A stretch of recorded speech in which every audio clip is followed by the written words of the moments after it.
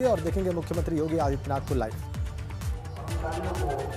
गोरखपुर विकास प्राधिकरण के सभी अधिकारी और उनकी कार्यकारिणी से जुड़े हुए सभी सदस्यों को हृदय से अभिनंदन करते हुए उन्हें बधाई देता हूं, अपनी शुभकामनाएं देता हूं।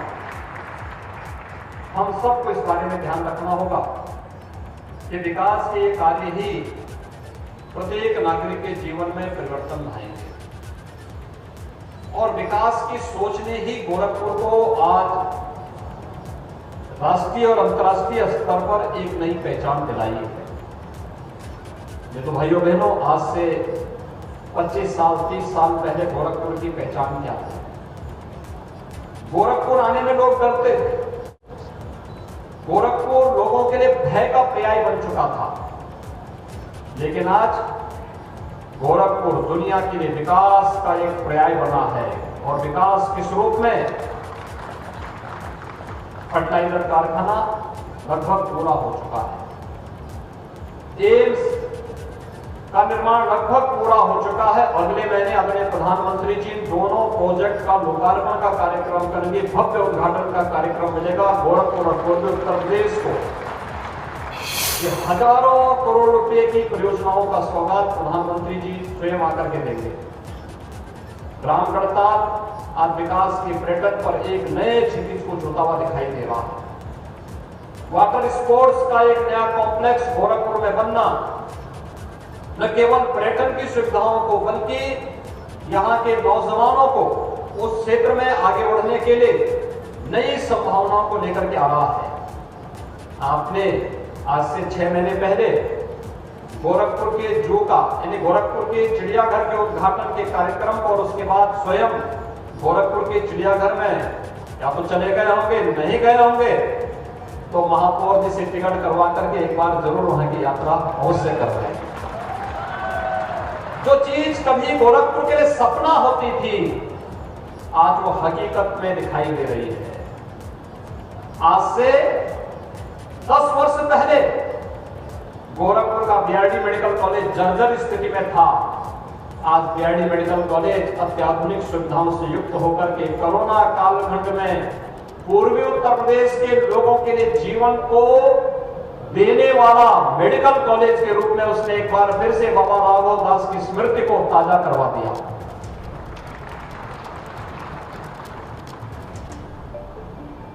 आज गोरखपुर के अंदर सड़कों के चौड़ीकरण का कार्य जिस तेजी के साथ आगे बढ़ा है, ये विकास की सोच को प्रदर्शित करता है। जिस सोच के साथ पिछले 25 वर्षों से गोरखपुर के एक एक नागरिक ने अपनी ताकत को लगा करके वो आगे बढ़ा है और आज वही परिणाम है, उसी का परिणाम है कि केंद्र और प्रदेश सरकार की योजना का लाभ हर एक नागरिक को बिना भेदभाव के प्राप्त हो रहा है।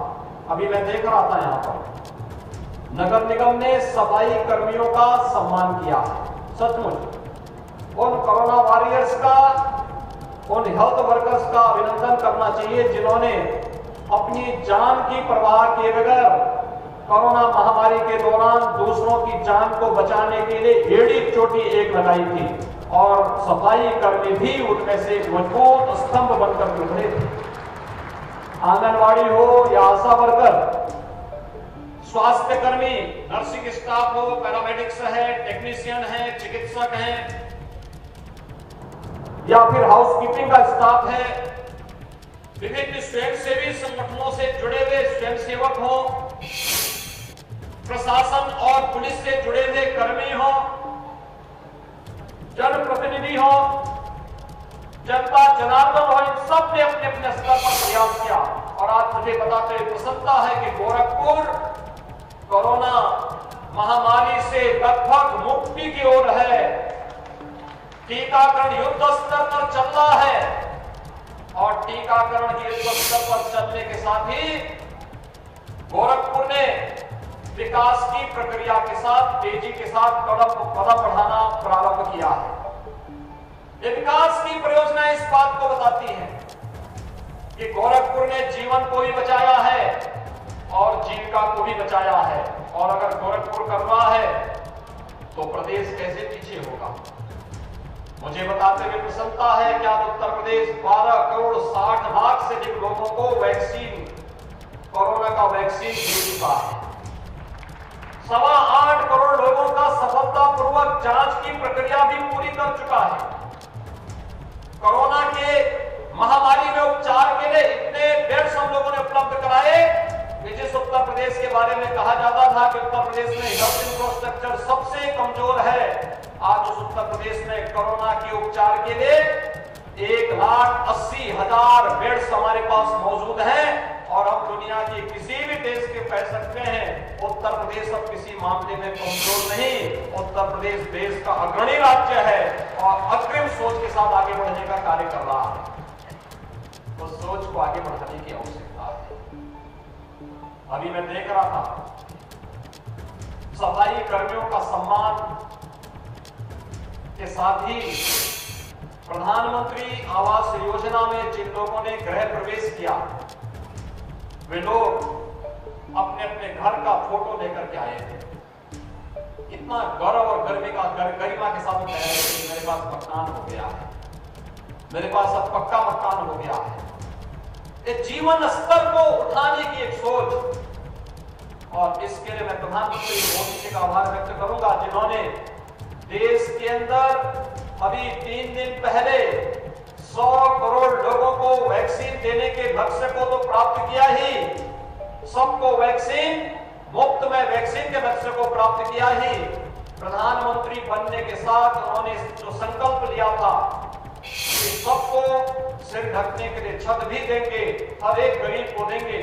उत्तर प्रदेश अब तक 45 लाख लोगों को ग्रामीण और शहरी क्षेत्र में एक आवास प्रधानमंत्री आवास योजना के अंतर्गत उपलब्ध करवा चुका है।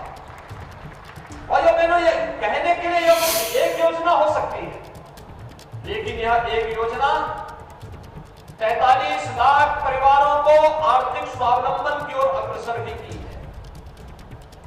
और यही कारण है जो उत्तर प्रदेश पहले विभिन्न योजनाओं में पीछे रहता था, आज विकास की प्रक्रिया के साथ जुड़ करके केंद्र सरकार से जुड़ी हुई सभी परियोजनाओं में अग्रणी स्थान रखता है। और उसमें भी 44 योजनाएं तो ऐसी हैं जिसमें उत्तर प्रदेश आज नंबर 1 पर है, देश के अंदर नंबर 1 पर है। चाहे वह स्वच्छ भारत मिशन हो, चाहे वह प्रधानमंत्री आवास योजना हो, प्रधानमंत्री सौभाग्य योजना हो, प्रधानमंत्री उज्ज्वला योजना हो, प्रधानमंत्री आयुष्मान भारत की योजना हो, प्रधानमंत्री की आयुष्मान भारत की योजना हो, प्रधानमंत्री स्वनिधि योजना हो, प्रधानमंत्री की स्वामित्व योजना हो, स्टार्टअप की योजना हो, या फिर वे तमाम योजनाएं जो एक आम नागरिक के जीवन में परिवर्तन ला सकती है। और जिन योजनाओं को आज से 7 साल पहले उत्तर प्रदेश के अंदर लागू होना चाहिए था, लेकिन गांव के लिए, गरीब के लिए, नौजवान के लिए, महिलाओं के उत्थान के लिए कोई ठोस कार्य योजना न होने के कारण पिछली सरकारें लागू नहीं करती थी। 4.5 वर्ष पहले उत्तर प्रदेश की जनता जनार्दन ने जब भारतीय जनता पार्टी को आशीर्वाद दिया, उस आशीर्वाद का परिणाम रहा कि जो सरकार प्रदेश के अंदर बनी, प्रधानमंत्री मोदी जी के आह्वान पर जो सरकार बनी, उस सरकार ने देखते ही देखती सभी योजनाओं को लागू किया और उत्तर प्रदेश 44 योजनाओं में आज नंबर 1 स्थान पर होकर के हर गरीब के जीवन में परिवर्तन लाने के लिए पूरी प्रतिबद्धता के साथ कार्य कर रहा है। अभी कुछ दिनों में गोरखपुर में 25 इलेक्ट्रिक बसेस संचालित होंगी। यानी अब वह समय गया, एक समय गोरखपुर में सिटी बस चलती थी, पहले शुरू में अच्छी चली, बाद में मेंटेनेंस के अभाव में बसेस में इतना धुआं छोड़ती थी कि लोग बाद में उसमें बैठना ही बंद कर दिए, अंततः योजना ही बंद हो गई। लेकिन मैं धन्यवाद दूंगा नगर निगम गोरखपुर को, महापौर को, यहाँ के पार्षदों को।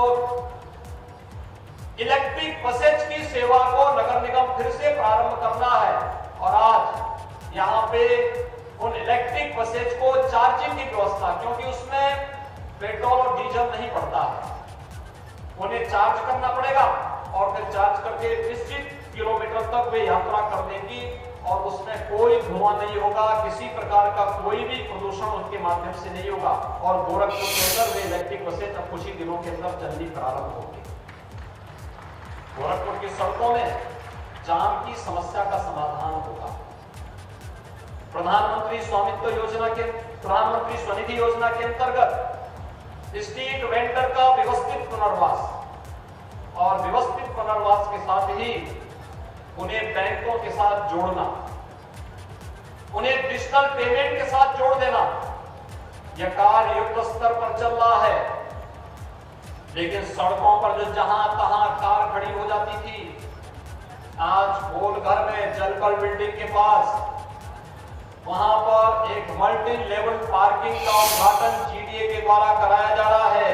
यहां पे मार्केट भी होगा और साथ साथ कार पार्किंग की, टू व्हीलर को पार्किंग की सुविधा भी होगी। अब सड़कों पर गाड़ी खड़ी करने की आवश्यकता नहीं पड़ेगी, बल्कि भाइयों बहनों एक ही भवन के अंदर आपको मार्केट भी मिल जाएगा, कार पार्किंग भी मिल जाएगा, टू व्हीलर को पार्किंग करने की सुविधा भी मिल जाएगी, उसकी सुरक्षा की व्यवस्था भी मिल जाएगी और साथ साथ आप उस भवन के अंदर पूरी मार्केटिंग करने के साथ ही सुरक्षित अपने परिवार के साथ अपने घर को फिर वहां से खरीदारी करने के बाद जा सकते हैं। यह सुविधा गोरखपुर में पहली बार मिल रही है। इसके लिए मैं आप सबको हृदय से बधाई देता हूं, अपनी शुभकामनाएं देता हूं। विकास प्राधिकरण को समयबद्ध ढंग से इस कार्यक्रम को आगे बढ़ाने के लिए हृदय से धन्यवाद भी देता हूं। ढेर सारी विकास की परियोजनाएं हैं जिन पर अभी कार्य चल रहा है और अगले कुछ ही दिनों के अंदर उनके लोकार्पण के लिए फिर हम लोग आपके बीच में आएंगे। नगर निगम का 100 वर्ष के बाद अपना भवन बन रहा है, एक बार अत्याधुनिक भवन बन रहा है और इस रैली सीताराम जी को जा रहा है कि सीताराम जी के नेतृत्व में आज नगर निगम अपना भव्य भवन के साथ आगे आ रहा है। और सीताराम जी ने तो वहां पे भवन के साथ साथ उसमें मार्केट भी दे रहे हैं खरीदारी करने के लिए। उनको लगता है कि पार्षदों को मार्केट न जाना पड़े, नगर निगम भवन के अंदर ही वे खरीदारी भी कर सके, अपने परिवार के साथ आकर के वहां खरीदारी कर सके और नगर निगम की आय उससे बढ़ सके। एक बेहतरीन भवन मिल रहा है 100 वर्ष के बाद। याद करिए, जब 100 वर्ष के बाद एक नए भवन के लिए जब नगर निगम फिर मांग करेगा, तब उस भवन में सब आपका नाम पड़ा होगा कि कौन उस समय मेयर था, कौन उस समय पार्षद थे, कौन कौन लोग थे और आपकी उस समय की पीढ़ी, आपके उस समय नाती पोते आपको स्मरण करके कहेंगे कि देखिए हमारे नाना, कोई कहेंगे मेरे बाबा, मेरे दादा, मेरे काका उस समय पार्षद थे, कोई कहेगा उप सभापति थे, कोई कहेगा महापौर थे। सीताराम जी के उस समय चौथी पांचवी पीढ़ी होगी। वे लोग उस समय स्मरण करेंगे इस बात को। यानी एक उपलब्धि आपके लिए, जैसे नगर निगम के वर्तमान भवन में जो हम लोग गए उस किस समय बना था, चेयरमैन कौन था, किसके समय बना था, कैसे बना था, हम लोगों ने स्मरण किया था।